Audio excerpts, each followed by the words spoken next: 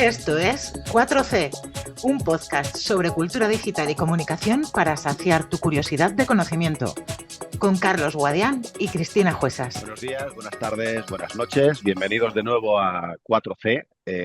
Tenemos hoy un episodio muy especial. Tenemos con nosotros a Franco de Ledone. Vamos a hablar de ultraderecha y yo creo que la persona más indicada para presentar a Franco es Cristina, que yo lo conozco y bueno, he llegado a saber de él gracias a ella, ¿no? Cristina, si nos haces los honores, nos presentas a Franco brevemente y a partir de ahí, pues bueno, Por empezamos a hablar de esa supuesto, cosa que es la ultraderecha. por supuesto, pues nada, muy buenas, everyone. Franco de Ledone. ¿Y cómo llegamos a Franco de Ledone? Para mí es un súper honor y un súper placer presentarle. Él es doctor en comunicación por la Universidad Libre de Berlín. Es, por supuesto, experto en comunicación política. Yo llego a él hace 2 años, ahora, más o menos, a través del podcast No es el fin del mundo, con los que él colabora desde hace tiempo, con una serie que se llama En la mente de, que luego profundizaremos más. Si no conocéis No es el fin del mundo, y si no conocéis En la mente de, corred, no sé qué estáis haciendo. Y nada, sin mucho más, os presento a Franco, que además tiene un libro y que luego hablaremos de su libro, porque, por supuesto, aquí venimos a hablar de los libros. Franco, bienvenido. ¿Qué tal? ¿Cómo estás? Muchas gracias por invitarme. Un gusto volver a verte virtualmente a vos, Cristina, y conocer a Carlos. Así que bueno, charlemos, despleguemos Charlemos, nuestros argumentos. despleguemos argumentos. Bueno, yo puedo empezar por muchos sitios, pero quiero empezar igual por lo que más, quizá por lo que más me llamó la atención, que te lo he comentado millones de veces y lo hago público cada vez que puedo, que es dentro de la primera temporada de tu podcast, Epidemia Ultra, que, bueno, por supuesto que os desplegaremos todo tipo de enlaces en las notas de este podcast. Hay un episodio que a mí me llama poderosamente la atención. Tú vas desplegando a través de esta primera temporada cómo ha conseguido, bueno, ir creciendo, instaurarse la extrema derecha poco a poco en una serie de países, y empiezas pues por España, vas hablando de diferentes países y llega un momento, llegas a Hungría. Y a Hungría, un país pues que tampoco, vamos a decir, tampoco es el país más importante, ni en Europa ni en el mundo, en ningún ranking. De repente le dedicas 2 episodios. Y a mí el primero me interesa, pero el segundo me deja loca.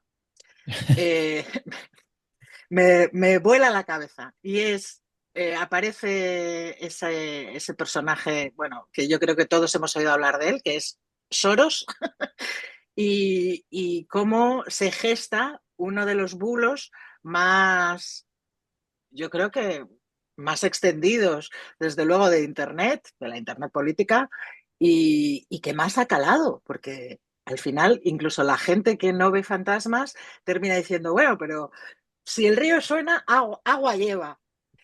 Me interesa mucho que nos lo cuentes, porque seguro que hay oyentes que no nos, o videntes que no saben toda esta Sí. historia. Cuéntanos un poquito. Mira, el caso de Hungría es interesante porque, como vos bien decís, tal vez no es el país más importante en términos de peso poblacional, económico y demás.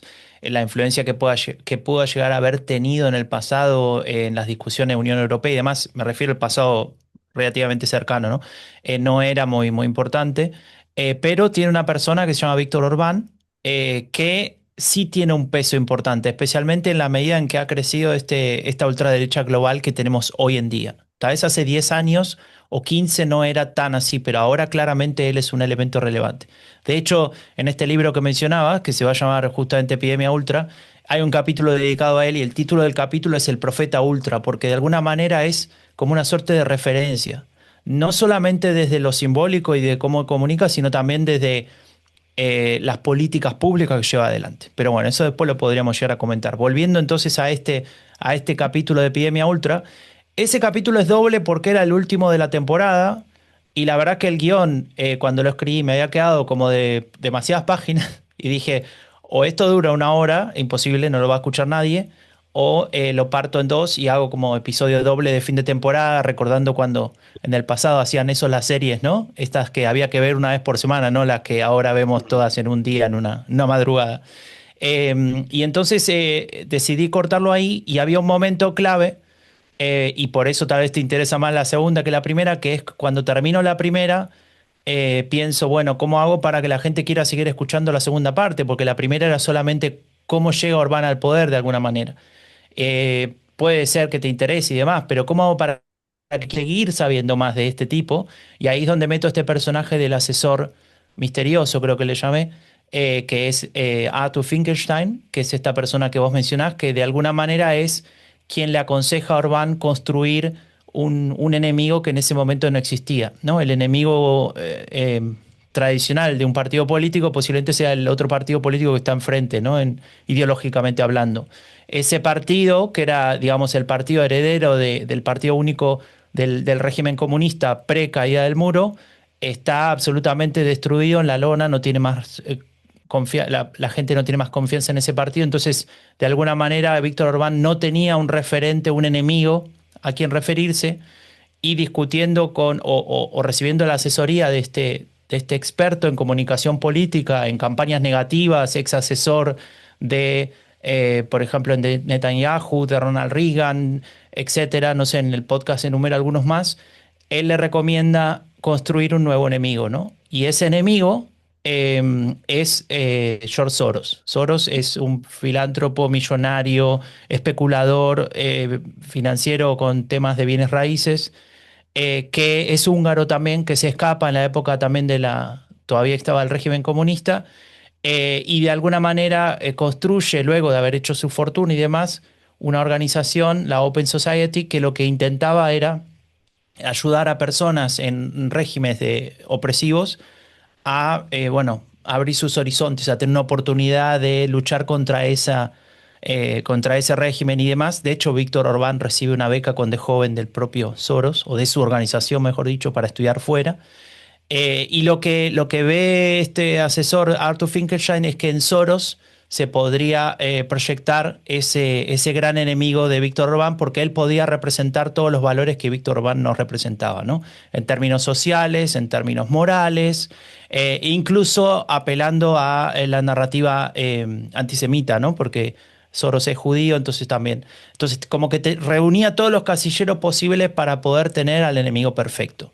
Y eso es lo que cuento en esa historia, que se basa en un artículo, no recuerdo ahora lamentablemente el nombre, un periodista austríaco, después lo podríamos buscar y poner en las notas del episodio, que Ujú. escribe un artículo muy, muy largo que recibió un premio y demás, que cuenta mucho de esta historia, ¿no? Otra parte la investigué por otros lados, pero ahí hay mucho de este encuentro y de esta relación entre Finkelstein y Víctor Orbán, que construyen de alguna manera esta estrategia que no solamente es exitosa en su momento, 2010, sino que, perdón, 2015, sino que después esa estrategia la sigue proyectando sin Finkelstein, el propio Orbán, y la lleva a lo que es hoy en día, que es lo que dijo Cristina hace un momento, que todos sabemos quién es Soros, porque tal vez no haría falta saber quién es, ¿no? En ese sentido. Pero bueno, todos lo conocemos porque no hay líder ultraderechista desde Chile, en América Latina, hasta el último rincón en Europa, donde el jefe o la persona que lidera el partido ultraderechista de ese lugar diga que Soros representa el mal en el mundo, ¿no? Así que bueno, ese es un poco el resumen. A mí, esto que estás diciendo también me ha hecho pensar bueno, en esta serie de otros personajes, también oscuros, que rodean eh, o se acercan bueno, pues a estos partidos ultraderechistas. Estoy pensando en Steve Bannon, que la semana pasada salió en una entrevista diciendo que, por supuesto, que Trump va a gobernar para siempre, que lo esperemos y que esto solo es el principio. O estoy pensando también en Peter Thiel y en su oscura empresa Palantir, pero son la punta del iceberg, ¿no? ¿Qué hay por debajo de esto? Si sabes. Seguro que Bueno, sabes. están sus intereses claramente que pueden ser de corte económico, que pueden ser de corte simbólico, ideológico, ¿no? Hay siempre en esos perfiles uno puede ver, ¿no? Un peso desde desde cómo quieren formar al mundo, desde su punto de vista, y cómo debería ser ese mundo en general en clave moral. Y son personas que tal vez ya están más allá de lo material, en el sentido en que ya, digamos, no trabajan para llegar a fin de mes, como muchos de nosotros, sino van mucho más allá, ¿no? Y ahí las motivaciones se mueven por otros andariveles y lo pueden ejercer. Una cosa muy breve sobre Arthur Finkelstein, que la menciona este artículo que te decía antes, eh, que en alguna de sus últimas entrevistas, cuando ya no trabajaba más para los políticos, ni para Orbán, ni para nadie, dijo, bueno, mirando todo lo que he hecho, me di cuenta de que mi objetivo era cambiar al mundo y lamentablemente lo he conseguido porque lo hice peor, ¿no? Él mismo dice esa frase como, wow, te deja pensando, bueno, si creíamos que no podíamos ser más pesimistas, seamos más pesimistas porque hay espacio para seguir Bueno, siendo. es que al hilo de lo que estás diciendo ahora, yo ayer, con todo lo que pasó la semana, bueno, la semana pasada, o la anterior con respecto bueno, Trump, los aranceles, etcétera, que con Ontario, que se enfadó con Canadá porque Ontario había puesto un anuncio en el que es una locución de Ronald Reagan en la que él habla de un mercado libre y tal, y yo decía, ha llegado el momento en que alguien ha hecho bueno a Reagan. Ujú. Ha Bueno, llegado el momento. claro, el punto es ese tipo de visiones del mundo, ¿no?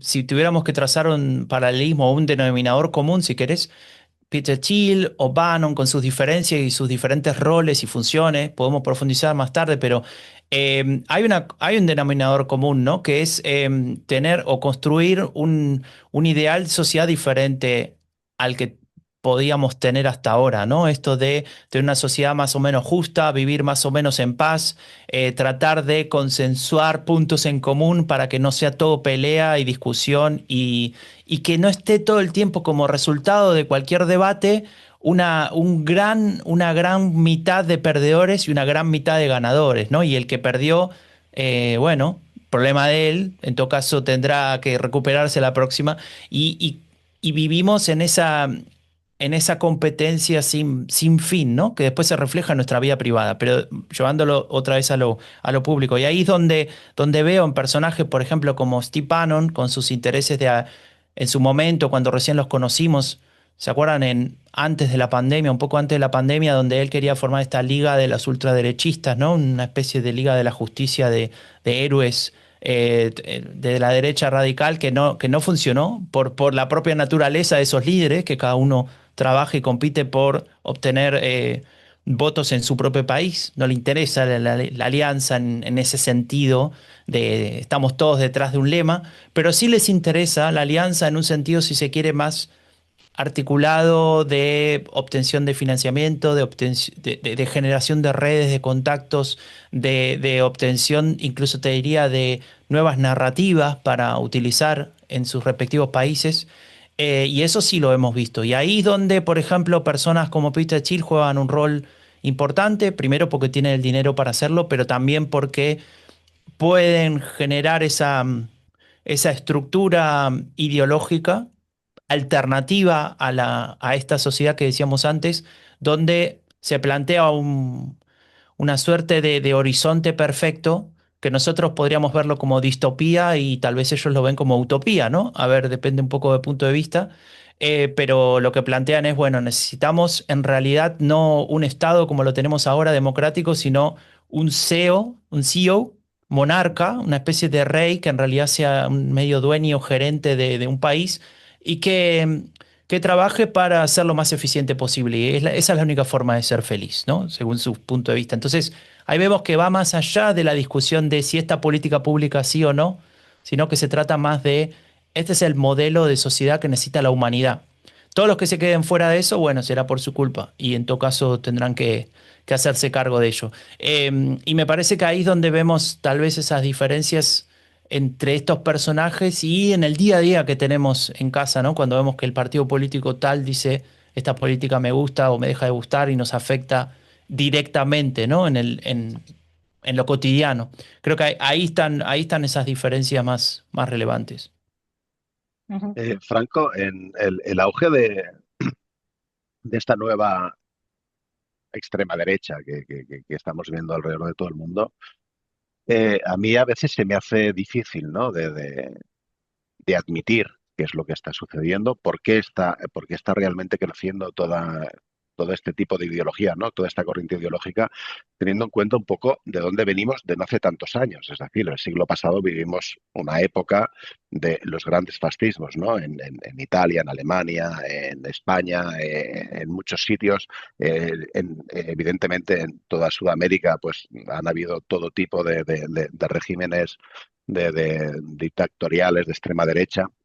Eh, yo no sé si es que tenemos una memoria muy de marmota o cómo nos han llegado a vender otra vez toda esa ideología para que haya tantísimas personas que realmente la acepten y la pongan Ujú. como su prioridad, ¿no? A la hora de, pues bueno, decidir por una opción política que quiera que gobierne en su respectivo país. Claro, ahí hay, o sea, es un fenómeno multicausal, ¿no? Imposible decir es por esto que se dio.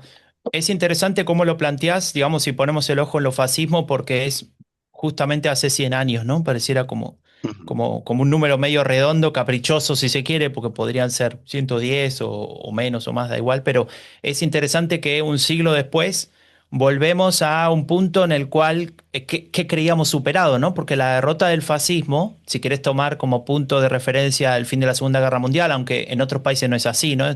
En España duró bastante más y demás, pero la idea esta de queremos una sociedad democrática donde el fascismo no tiene lugar porque ese modelo de vida no es el que necesitamos para vivir en paz, para ser más o menos felices, para no tener tantos conflictos, para no matar al otro porque no está de acuerdo o yo no estoy de acuerdo con cómo piensa, etcétera. Bueno, de alguna manera volvemos, pero volvemos de una manera disfrazada, ¿no? Este podcast tiene como, o tuvo al principio como eslogan lo que esconde la derecha radical, ¿no? Porque de alguna manera mi, lo que yo veía en Epidemia Ultra, o cuando leía artículos sobre la ultraderecha y demás, artículos de estos científicos que habían analizado la ultraderecha en los 80 y en los 90, yo veía, bueno, acá hay mucho ya escrito y se sabe bastante y pareciera como que cada vez que surge uno de estos partidos, cuando surge Vox en su momento o Alternativa para Alemania en Alemania, como que fuera nuevo, ¿no? Uy, de pronto, ¿y ahora qué hacemos? Y bueno, mirá lo que ya está escrito, porque esto no es nuevo en realidad. Y lo que veíamos ahí era esta capacidad de ocultar em, con esos eufemismos, ¿no? Con esa forma de definir, ahí nos metemos, ¿no? Ya en la comunicación política, ujú, cómo los, los ideales en realidad se parecían mucho a un fascismo de extrema derecha no democrático. Es decir, cuando mirás a dónde nos llevan todas esta pila de medidas, bueno, nos lleva a una sociedad bastante parecida a la que exige el fascismo. Tal vez la gran diferencia es que uno dice, hagamos una revolución, rompemos todo y tomamos el poder, y los otros la van llevando dentro de los márgenes de lo democrático, dentro de los márgenes que nos permite las reglas de juego con candidatos, con partidos, con debates, con discusiones en la prensa o en el espacio público, etcétera, aprovechando enormemente las redes sociales, clave para entender también esta democratización de la comunicación sin filtros de grandes medios y demás, clave para entender cómo llegan ciertos mensajes y ciertas narrativas a algunos sectores que tal vez antes ahí tenían un corte. Y me parece que ahí es donde vemos que tal vez no necesariamente es un auge, si lo miramos con resultados electorales sí, pero tal vez lo que vemos es eh, la, las muestras de los resultados de un proceso que venimos viviendo desde hace tiempo, ¿no?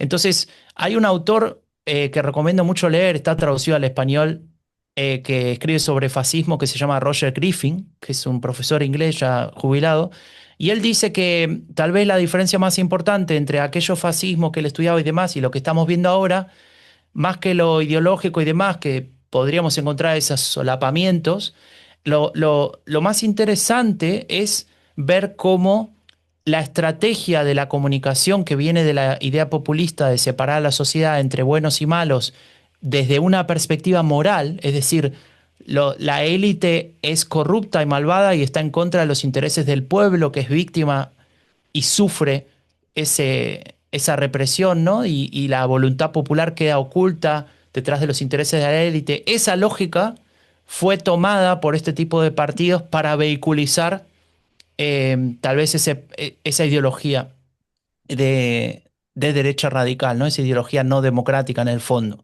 Y ahí es donde se disfraza de, de democrático lo no democrático, ¿no? Mm. Eh, Edip, a veces suena como una locura, ¿no? Un oxímoron, pero en realidad es decir esto que escuchamos regularmente, ¿no? De yo digo cosas intolerantes y vos tenés que tolerar que yo sea intolerante, porque si no vos no sos tolerante. Y te meten ahí en un bucle que no sabes cómo salir y cómo responder ante eso. Y me parece que ahí hay una clave relevante, es decir, en el uso de la comunicación, esto de redes sociales y demás, la eliminación de ciertos filtros, etcétera, en la incapacidad de los otros partidos de establecer una estrategia contra eso, y por otra parte, en esta en, est- en esta expertise que desarrollaron este tipo de partidos de jugar dentro de los límites de lo democrático, de las reglas democráticas, con una agenda que está por fuera de esos valores, en el fondo, ¿no? Y ahí creo que encontramos dos o tres coordenadas para empezar a entender y por qué, porque coincido con vos, en un primer momento no nos entra en la cabeza de ¿a quién le gustaba esto que pasaba 100 años? No sé, a pocos, ¿no? Tal vez los que estaban en el poder, pero el resto nos dimos cuenta que fue horrible. ¿Por qué queremos volver a eso? No es que queremos volver a eso, es que hay un montón de circunstancias que se han, como dos o tres que nombré recién y bastantes más, que se han articulado para que tengamos este resultado ahora y que tenga sentido decir, quiero votar este partido porque estoy cansado de todos los otros, porque todo lo que me prometieron no se cumple, porque en realidad prefiero probar con algo nuevo después de tantos tiempos de, entre comillas, fracasar, porque ese fracaso está atado a mis expectativas, etcétera, ¿no? Yo creo que has sacado un concepto que para mí es clave, ¿no? Ahora, que es la palabra pueblo, ¿no? El hecho de apropiarse, ¿no? Un poco de ese concepto de pueblo. Ahora estamos viendo, pues a raíz de la Dana el año pasado aquí en España y de otras múltiples cosas que han ido sucediendo, ¿no? El eslogan de el pueblo salva al pueblo, ¿no?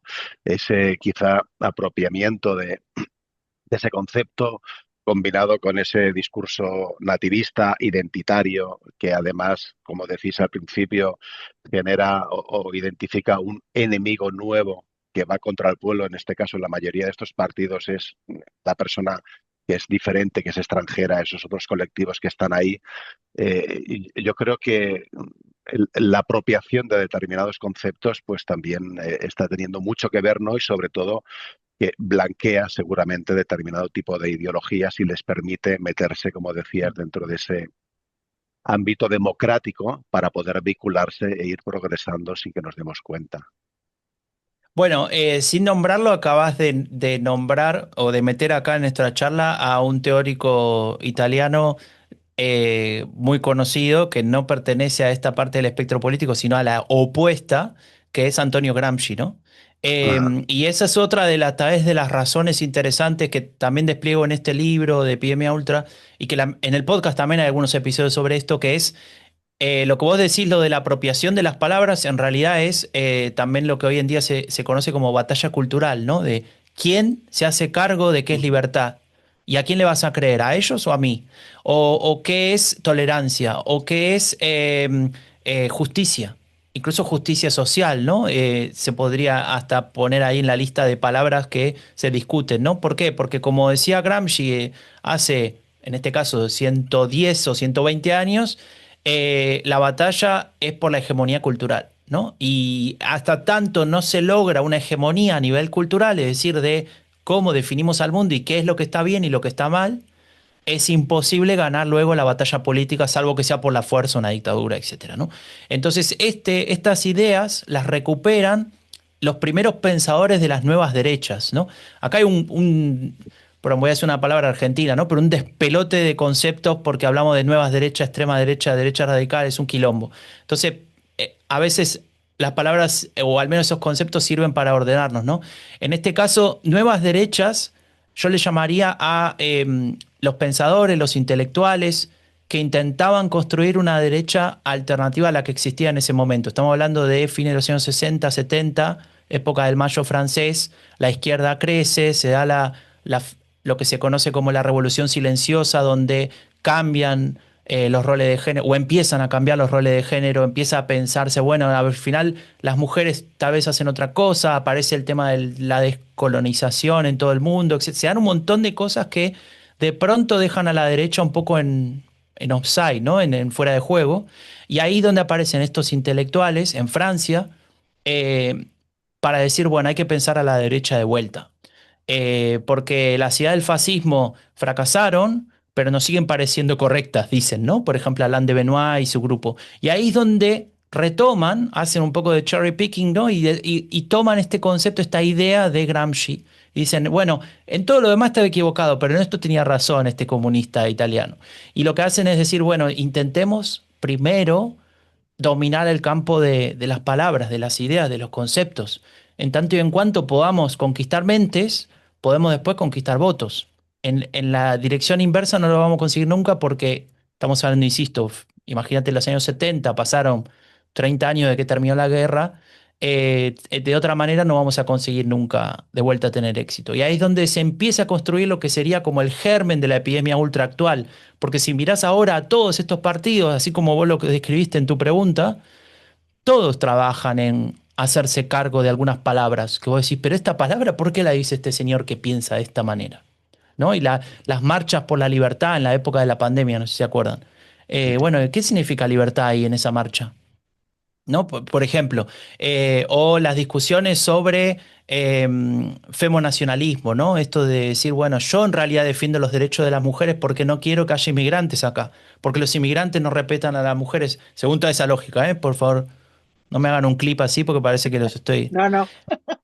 Entonces, claro, ahí me parece clave entender esto de que acabas de decir de la apropiación de conceptos, porque también es entender otro elemento, no solamente de comunicación política, sino tal vez de entender esas incongruencias, ¿no? Ese liberalismo inverso, ¿no? Dicen, defiendo valores liberales con el fin de que mis argumentos no liberales, me refiero a liberal desde lo político, Ujú.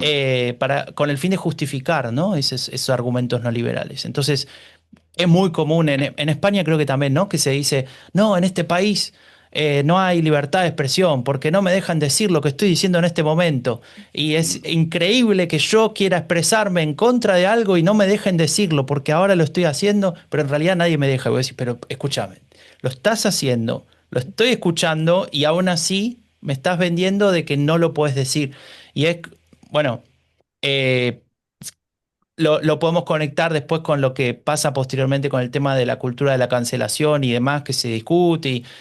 A ver, se abren un montón de ramificaciones en ese sentido, pero es clave lo que vos dijiste de esta idea de apropiarse de conceptos, porque ahí está la verdadera lucha, ¿no?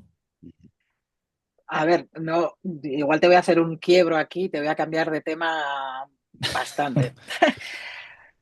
Para los que no sepáis, Franco estuvo este año en mayo en TEDx Vitoria-Gasteiz dando una charla y yo recuerdo aquellas conversaciones que teníamos de cómo enfocar, ¿no? El tema o la idea a la que queríamos llegar o a la que querías llegar para dar la charla. Y al final tenía que ver mucho o tuvo que ver mucho con ese storytelling del que tú hablas en tu podcast, y me imagino que en tu libro también, en cómo contamos las historias, pero sobre todo en cómo podemos contar las historias de otra forma para, en vez de alejarnos, acercarnos, que al final es el Ujú, problema que yo creo que tenemos ahora mismo encima de la mesa a nivel social más que a nivel político. A nivel político yo creo que van por libre, pero a nivel de la calle, que las cosas parece, según redes sociales, ¿no? que cada vez se están polarizando más, que hay gente bueno, en la pandemia hubo gente que se dejó de hablar con otra gente porque las posturas de soy antivacunas, es que la pandemia, etcétera, estaban tan enconadas que amistades se rompieron, gente se dejó de hablar una con otra, y eso lo estamos viendo, bueno, en Estados Unidos, donde yo he estado este verano, que es una pasada. O sea, Ujú. la polarización es cada vez más extrema. Y sin embargo, si cada vez siendo conscientes de que si cada vez nos polarizamos más, esto no nos va a llevar a ningún sitio bueno, obviamente, porque deshumanizaremos además, que yo creo que es una de las estrategias que se están usando, ¿no? Tratar de deshumanizar al contrario. Ujú. ¿Dónde lo habré visto yo esto antes? Eh, Cuéntanos un poco. Sí. Vamos a desenmascarar, por un lado, vamos a desenmascarar alguna estrategia y por otro lado, a ver si podemos poner alguna solución encima de la mesa, ¿no? Algo práctico que cualquiera que nos escuche pueda decir, pues mira, voy a hacer esto. Voy a hacer esto con mis vecinos, voy a hacer esto con mis compañeros de trabajo, voy a hacer esto con mi primo o con mi cuñado en la próxima cena de Navidad. Sí, es súper difícil, ¿no? Porque, mira, después de que tuve esa charla, que lo que más presión me generaba era tu mandato de si te pasaba de los 10 minutos te corto el micrófono. Esta es la regla aquí. Entonces tenía un poco de presión. De hecho, me pasé y no me cortaste, así que no, Soy no sos maja. tan dura. Entonces, claro, es difícil. Y después de la charla que salió el video en YouTube y demás, y algunos amigos me comentaban, ¿no? Sobre la idea que planteo ahí, me decían, pero Franco, eso es muy difícil de hacer, ¿no? ¿Por qué? Porque la idea que yo planteo ahí es, muy brevemente, ¿no? En general, esas discusiones de mesa de Navidad o de pausa en el trabajo mientras que uno se toma un café o algo así son con gente con las que uno convivimos todos los días, ¿no? Entonces viene el tío, el vecino, el cuñado o el no sé quién y te dice, no, porque este país así tal cosa y te repite y te cuenta por qué, entre comillas, apoyaría a la ultraderecha y repite un argumento, ¿no? De ese tipo. Vos lo identificás inmediatamente porque en general, si algo que saben hacer, como decía antes, es comunicar, entonces te conoces todas las narrativas de memoria de este tipo de pensamiento político.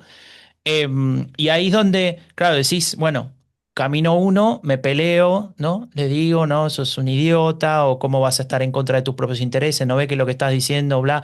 Y entonces todo es el camino de la descalificación, ¿no? De la pelea, de creer que porque te demuestro con estos datos que estás equivocado, esa persona va a cambiar automáticamente de forma de pensar porque pensamos de esa manera muy de la ilustración, ¿no? De creer que un debate es buscar la verdad, teóricamente. Entonces vos ponés sobre la mesa argumentos contrapuestos y en la discusión gana el verdadero.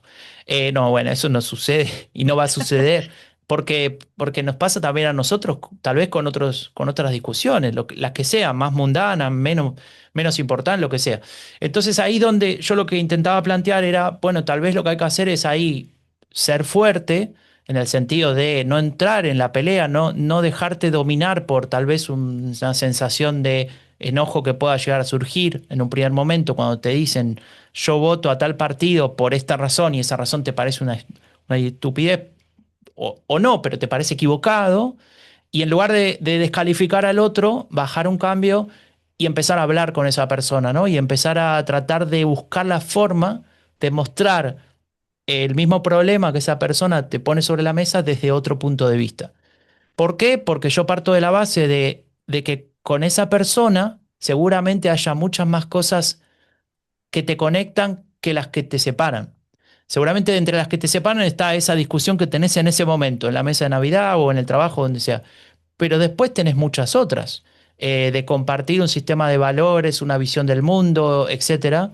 Y ahí es donde me parece que podemos hacer algo en la medida en que seamos capaces, a través de una charla razonable, amable sobre todo, tal vez más ordenada con preguntas que con exigencias, ¿no? O reproches, mostrar el mismo problema de otro punto de vista. Entonces, si te dicen, no, porque estos menas vienen aquí a robar y a sacarte el ingreso y no se lo dan a nuestros jubilados, bueno, tratar de detectar, bueno, a ver cuál es el problema. Acá veo, escucho inseguridad, tienen miedo del robo, etcétera.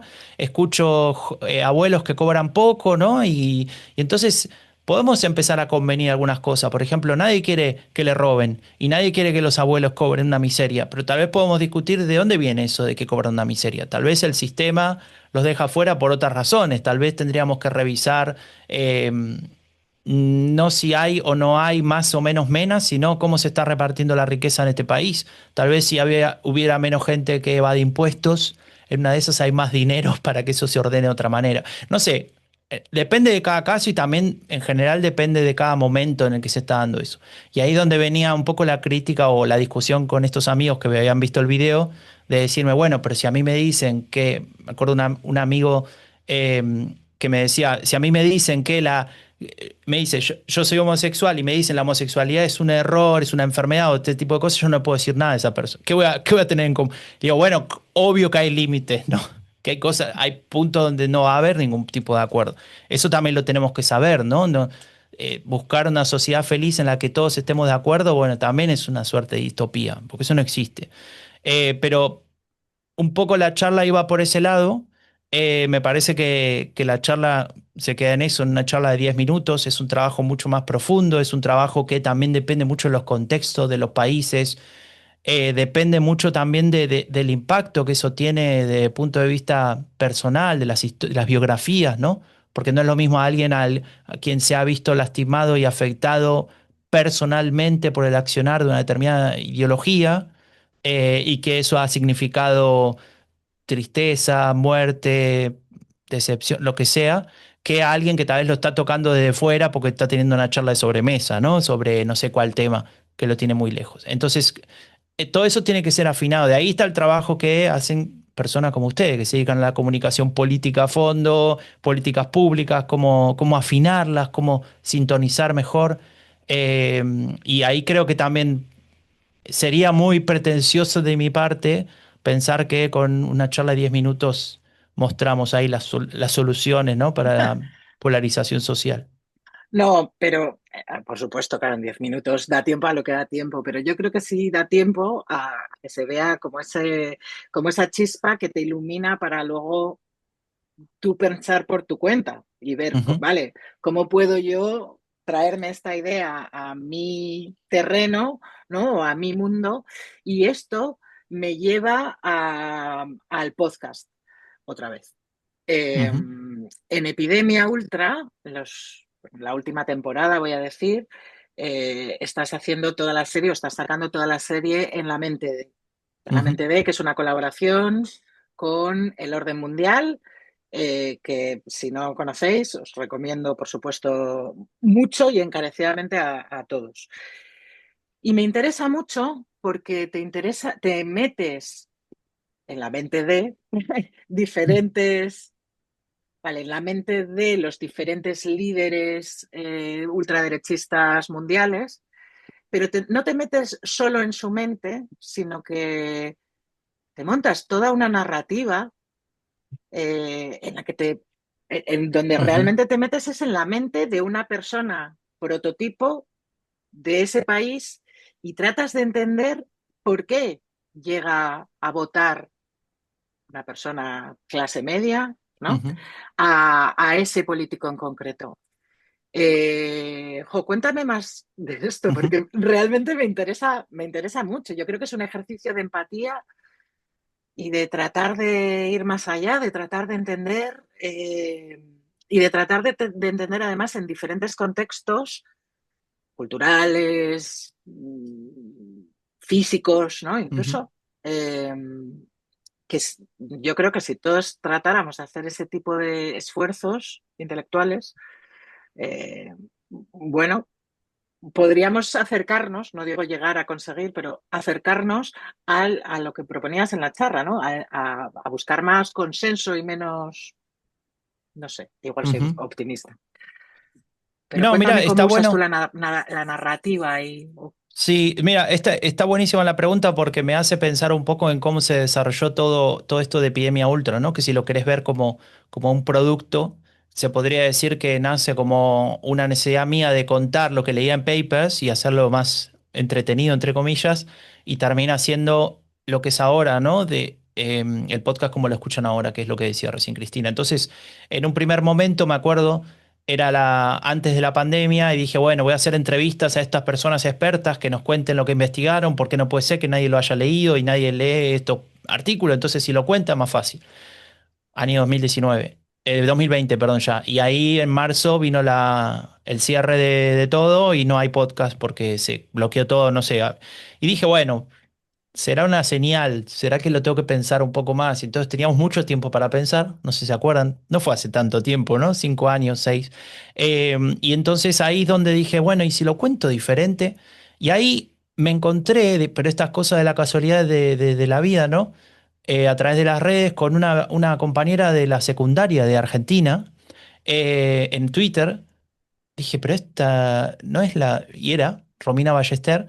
Y ella resulta que es guionista en Disney, ¿no? Y en la pandemia ofreció unos cursos de guión.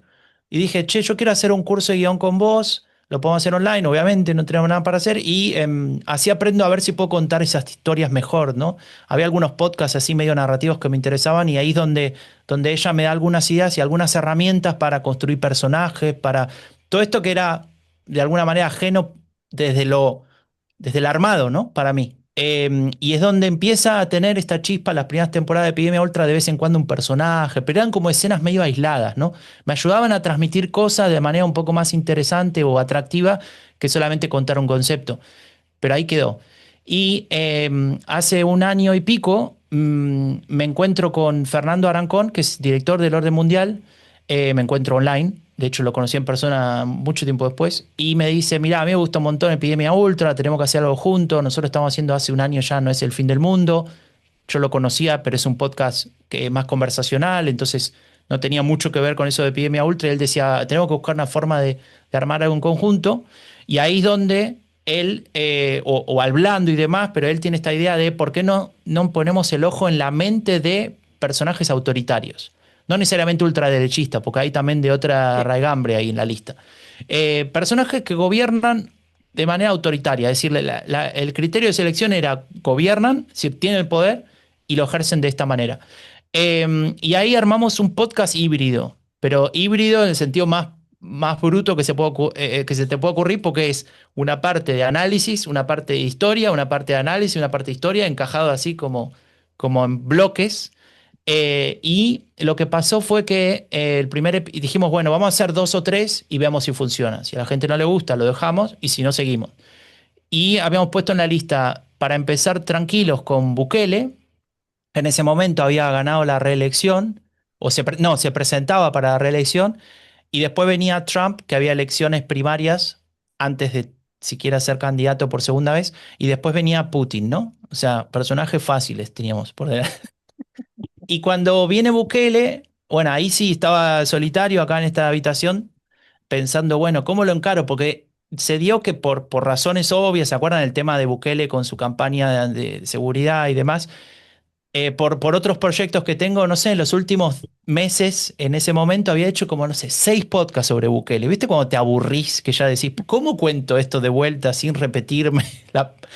Insultaba ahí como nos gusta a los argentinos. Y entonces resulta que digo, bueno, y si invento un personaje que se indigna porque este tipo rompe siempre, encuentra siempre la forma de romper las reglas, ¿no? Entonces él descubre que Bukele, digo, ¿no? Que para presentarse a la reelección que se le impedía la Constitución, había un inciso que decía, nadie puede ejercer, nadie puede postularse de vuelta a ser presidente, salvo que no haya sido presidente los últimos 6 meses, desde la elección que viene. Entonces lo que hace es tomarse licencia 6 meses. Entonces él no era presidente los últimos 6 meses y logra postularse. Entonces yo me imaginaba un profesor de ciencia política que tiene que dar una conferencia y que tiene que contar cómo Bukele al final no logró doblar las instituciones y ve en la tele que lo logra, entonces el tipo tiene que rehacer su paper y en la medida que escribe el paper se desarrolla en la mente de Bukele, ¿no? Entonces cuando lo escucha Fernando y compañía, Alba, Edu y demás, me dicen, che, pero esto está bueno, vamos a explotarlo más. De hecho, les gustaba más la parte del personaje ficticio que lo que todos ya conocíamos, porque lo demás es lo que sabemos de Bukele en realidad, ¿no? Y ahí es donde decimos, bueno, vamos a ir por ahí. Y empezamos a armar, cada vez que presentábamos un nuevo personaje, entre nosotros, ¿no? En la reunión de preproducción, Bueno, primero, ¿cuáles son las tres ideas fuerza? O sea, ¿qué es lo que hay que contar de Putin, de Trump o de quien sea? Pero al lado, igual de importante, a través de qué persona vamos a escuchar toda esta historia. Y eso es algo que a mí me ayudó un montón a hacer algo que yo no podía hacer en los episodios de Epidemia Ultra, y es a animarme a decir cosas que tal vez, entre comillas, son favorables a la ultraderecha, ¿no? Es decir, a meterme en los frames de la ultraderecha, a contarlos, a reproducirlos, porque claro, cuando yo lo hacía con Epidemia Ultra, tenía que fijarme cómo construyo el mensaje para ser lo más neutro posible, para poder transmitir esas ideas. Ahora, en la mente de, como es un personaje, es ficticio y demás, lo implementamos nosotros, pero digo, es una persona, entre comillas, que le pasa lo que le pasa a cualquier otra, tenemos contradicciones, tenemos problemas, pensamos que, bueno, tal vez no es tan malo, tal vez no es tan incómodo, tal vez hace falta o lo que sea, y nos permitíamos, nos dábamos ese lujo de poder decir, bueno, mostremos las dudas de una persona también. Y ahí es como que me daba esa libertad de salirme de el que habla es el host, es Franco, que te explica, o que te cuenta, o que te posiciona, lo que sea. Y no, este es un inventado, Alessandro en Italia, o no sé, ahora va a salir un episodio sobre Le Pen, y hice una Amélie que tiene que escribir un libro sobre Marine Le Pen, y su padre es un fanático de Jean-Marie Le Pen, entonces ella tiene ese conflicto con su padre de que él ama a el fascismo y todo eso, el Frente Nacional, y ella tiene que criticar todo eso, entonces ¿cómo manejas eso? Y eso me permitía a mí entonces mostrar esa, tal vez eso que nos pasa a todos, ¿no? Digo, en el día a día de nuestras sociedades, y tal vez volviendo a la pregunta de Carlos de hace un rato, tratar de ahí empezar a vislumbrar, bueno, no es que esto es imposible y cómo puede ser, sino que en realidad empezás a ver razones o situaciones que de alguna manera lo explican, no lo justifican, ¿no? No estoy justificando nada, pero sí que, sí, bueno, no sale de la nada este lío, ¿no? No es magia. Aquí hay otras razones. Y eso es lo bueno de en la mente de que nos permite contar esa otra parte que tal vez es más difícil hacerlo desde cuando tenés un interlocutor directo, ¿no? Que sería el host y demás. Muy bien, Franco. Yo creo que podríamos estarnos horas, ¿no? Y podríamos seguir sacando un tema Desde detrás luego. de otro para Ustedes poder deberían hablar contigo. interrumpirme con más seguido. No, no, no, no, no, no, no, no. Mira, para ir un poco acabando, para que no se nos vaya un poco de madre, ¿no? El episodio dure, pues dure muchísimo, ya llevamos casi una hora. Yo me gustaría continuar y estirar un poquito el tema de la narrativa, ¿no? Que introdujo Cristina, que estabas explicando tú, que además ahora pues nos has explicado todo en la mente de que lo encuentro súper interesante ese planteamiento, ¿no? Y ese ejercicio de empatía, ¿no? A la hora de ponerse. Pero con el tema de las narrativas, yo quería saber, a ver, que nos puedas dar tu opinión un poco de todo lo que está sucediendo en España en estos momentos, ¿no? Es decir, esa nueva eh, extrema derecha más a la derecha de la que ya teníamos, es decir, tenemos Vox consolidado como preferentemente, pues seguramente esa tercera fuerza política en España, pero estos nuevos spin-offs que están como surgiendo, ¿no? Por ejemplo, el Se acabó la fiesta, ¿no? Que además con toda la súper polémica que está llevando a cabo con ese que vienen de grupos de Telegram, que vienen de un entorno muy digitalizado, de esos nuevos neoperiodistas que están surgiendo como Nondongo, como Vito Quiles, que además está haciendo una emulación de Charlie Kirk, haciendo esa ruta por las universidades españolas en las que directamente no va a hablar o no va a exponer un punto de vista, sino va a buscar confrontación y la fotografía y la imagen, que es lo que está buscando dentro de esa nueva retórica. Toda esta derecha que está más a la derecha de la extrema derecha, y perdonarme por el juego de palabras, no está haciendo más mm, fácil aceptar una fuerza política como Vox, en este caso, por decir, bueno, es que aún hay gente más allá que realmente además está obteniendo representación a nivel europeo, que está obteniendo grandes cuotas de visibilidad, de participación. No sé, ¿cómo ves esto? Mira, ahí es interesante lo que planteás porque recién me hiciste pensar en algo. cuando decías más allá, ¿no? Automáticamente, al menos en Europa, en América Latina es diferente, pero en Europa tenemos estas coordenadas ideológicas que van de la izquierda a la derecha, ¿no? Entonces más allá sería como más al extremo y demás.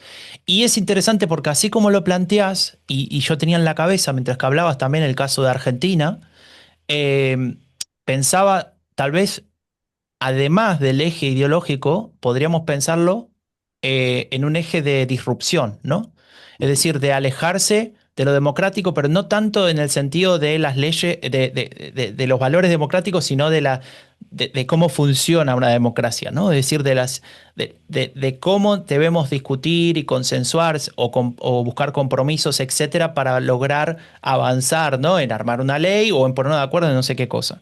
Y creo que ahí hay como una competencia, cuando decís más allá, en quién es más disruptivo, quién está más allá de lo convencional, de lo que necesitamos. Entonces, obviamente premiado tal vez por cómo funcionan estas redes sociales, por cómo funciona nuestra propia mente, porque en realidad las redes sociales lo usamos nosotros, ¿no? Pero digo, esto de, bueno, si ve un video del tipo yendo a la universidad a buscar al otro, a ver cómo se pelea y cómo, mirá, en Argentina dicen la palabra ahora el verbo domar, ¿no? Cómo lo doma, como si fuera un animal salvaje, mirá cómo lo doma y lo domestica, ¿no? Cuando le gana un argumento o cuando le dice algo que teóricamente lo deja sin palabras. Eh, Vemos ese video y de pronto recibimos más y cada vez más de esos videos, ¿no? Así como vemos videos de gatitos o de gente cocinando una torta, lo que sea. Y ahí es donde me parece que estos partidos o estas expresiones generan esta idea de mirá quién se aleja más de un partido serio o de un partido que busca determinados compromisos. Podemos cruzarlo, como decíamos antes, con el espectro izquierda-derecha, si querés, pero me parece que ahí lo que vemos es eh, quiénes son las personas que nos van a representar. ¿Quiénes son esas personas que después, en todo caso, tendrán que tomar decisiones? Y lo que plantean este tipo de discurso, este tipo de narrativas, es algo que ya planteó hace mucho ya, 30 años, Silvio Berlusconi en Italia, ¿no? Italia tiene ahí como una especie de capacidad de vanguardia para este tipo de cosas políticas, de ultraderecha y populismo de derechas y demás. Y es interesante porque lo que plantea en la televisión, imagínense, años 90, capaz que de los que nos están escuchando hay muchos que nacieron después de eso. Pero en los años 90, con la aparición de la televisión por cable y demás, había mucha más oferta y Berlusconi estaba en todos lados. Era uno de los primeros políticos que aparece en los medios como una persona, entre comillas, normal. No lo era, un millonario, tenía todo, pero bueno, él se ponía así como yo entiendo a los italianos, entiendo al pueblo y hablaba como el pueblo también y demás, y estaba en cada salón de estar, en cada casa, ahí adentro metido en la caja boba, y escuchábamos como él decía, bueno, esto se soluciona muy fácil, esto hay que hacer así, así, así. Y esto que parece así tan tonto y nos parece común porque escuchamos a muchos hablando de esa manera ahora, en ese momento no era tan así, la política era algo distinto en ese sentido, ¿no? No se soluciona tan fácil el problema, no sé, de la inseguridad, de las pensiones, de la vivienda, de lo que sea. No es tres cosas y se arregla. Bueno, estamos un poco viendo a través de esa simplificación, por cómo es la estructura de los formatos de redes y de cómo es nuestra comunicación y nuestra capacidad para prestar atención o nuestras ganas de prestar atención a algo, esa hipersimplificación, ¿no? Y ahí es Mm. donde estas propuestas disruptivas me parece que tienen más, eh, tienen como una capacidad de enganchar mucho más, ¿no? Que el que te pone sobre la mesa diferentes aspectos de un problema e intentamos avanzar sobre eso.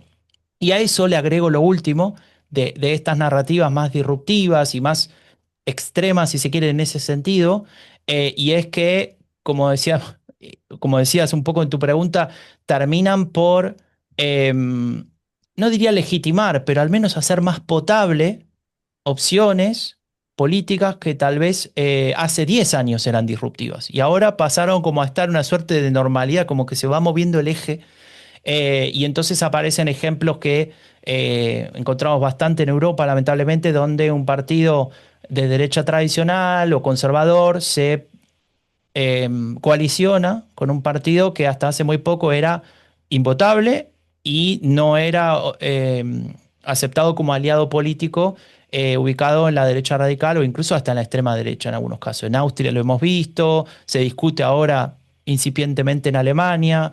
Lo hemos visto, bueno, en Castilla y León, si no recuerdo mal, hubo un gobierno Ujú. así, y de hecho hay otros ahora, ¿no? No, no, en Actualmente, y Andalucía, en Valencia, sí, sí, exacto. aquí por Y todas ahí partes. donde, qué sé yo, al menos en esos sistemas parlamentarios pasa eso, y en sistemas presidencialistas, donde es el toma todo, el que gana se queda con todo, el que pierde con nada, al menos a nivel ejecutivo, ahí es donde, por ejemplo, aparece los casos más extremos, ¿no? Como Bolsonaro, como Trump, como Milei.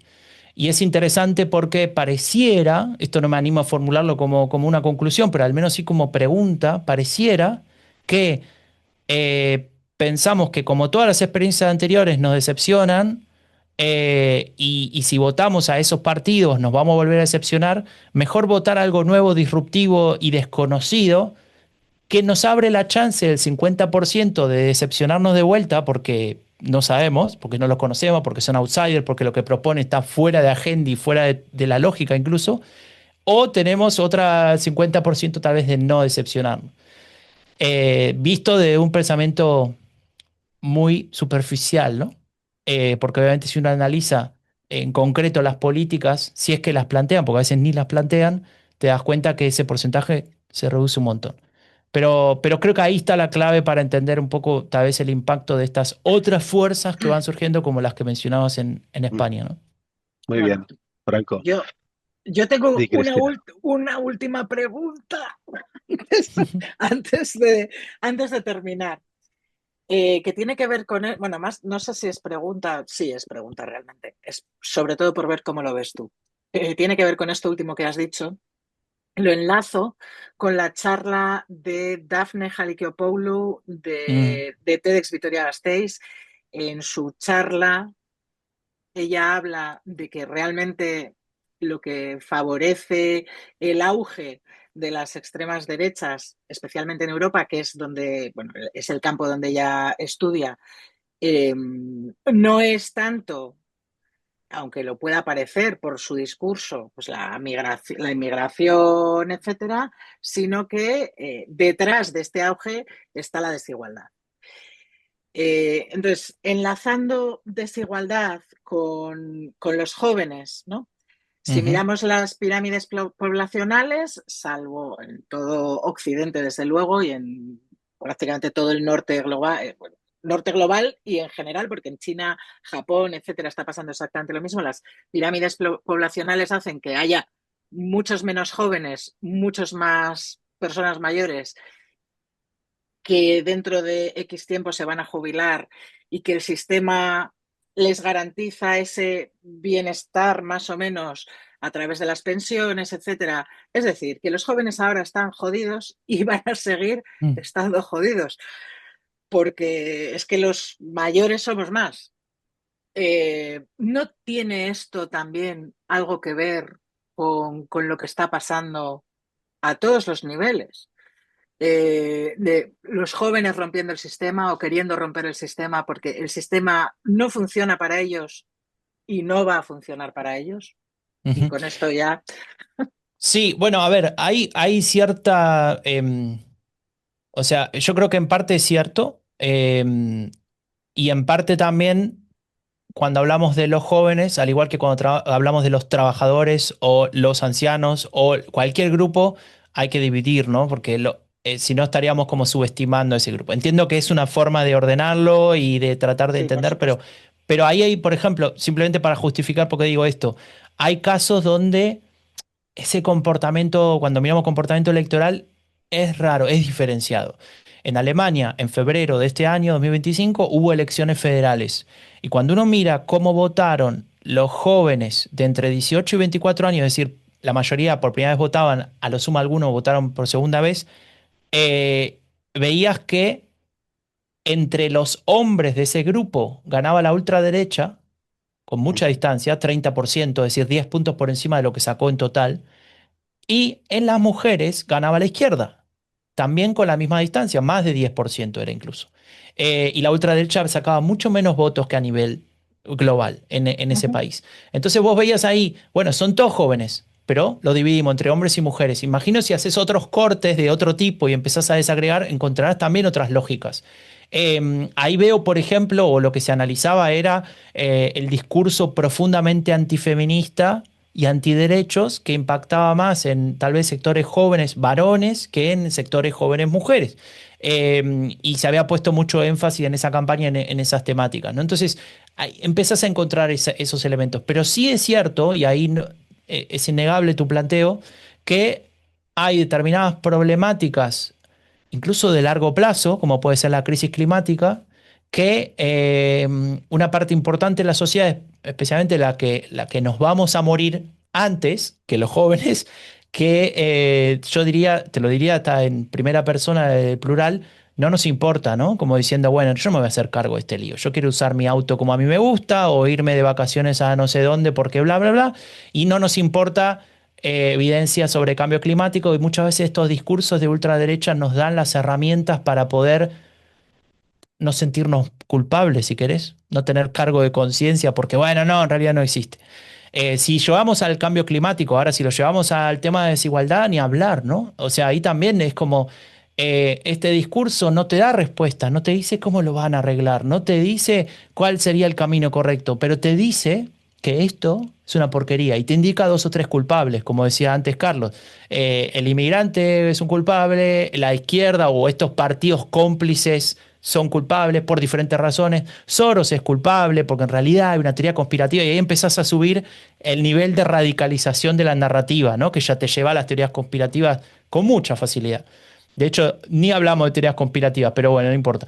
Y ahí es donde vemos que esa desigualdad termina de alguna manera siendo la base de este tipo de discursos para que este tipo de discursos tengan fuerza, pero en realidad sobre la mesa no tenemos un proyecto o una solución, porque si lo llevas al tema de desigualdad, y con esto cierro, así es de alguna manera como la tesis del inicio del libro este de Epidemia Ultra, ¿no? Que de hecho sale ahora a fines de noviembre, 26 de noviembre sale, y es que en el fondo estas nuevas derechas lo que están planteando es volver a un pensamiento incluso pre-nacionalsocialismo, pre-fascismo, que era la idea de que hay que volver a la sociedad de las jerarquías del pasado en el cual todos teníamos roles muy marcados y no había ascenso social ni cambios de ningún tipo de actividad, ¿no? Naciste campesino, te morís campesino, naciste rico, te morís rico y punto.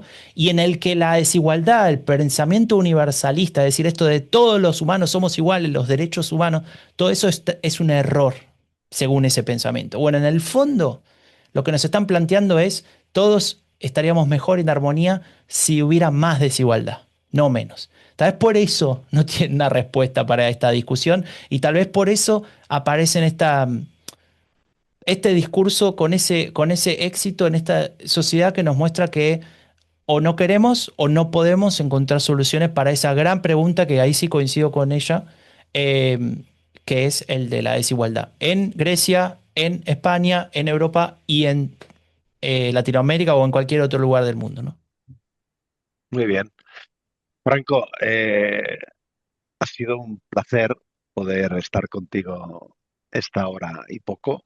Creo que nos has dejado con ganas de más.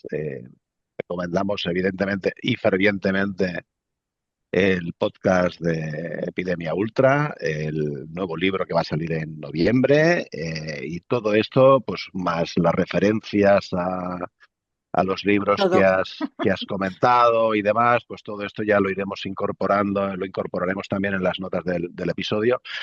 Y yo, pues si os parece, lo dejaríamos aquí porque, como decía antes, creo que nos podemos alargar muchísimo, podemos seguir sacando temas. Tú dices, no hemos hablado de teorías conspirativas, cierto, y eso ahí podemos, vamos, sacar y no parar también con el tema este. Franco, yo te agradezco muchísimo que hayas aceptado a hacer esta charla con nosotros, esta pequeña conversación sobre extrema derecha. Y bueno, pues que repetirte que por nuestra parte siempre serás bienvenido en esta casa y que espero que podamos seguir en contacto de ahora en adelante. Cristina. Franco, Carlos, un placer absoluto. Nos seguimos hablando y nos vemos en breve. Muy bien. Pues venga, hasta luego. Adiós. Chao. Chao, muchas gracias. Nos vemos en el siguiente episodio de 4C, el podcast de cultura digital y comunicación para saciar tu curiosidad de conocimiento. Hasta la próxima.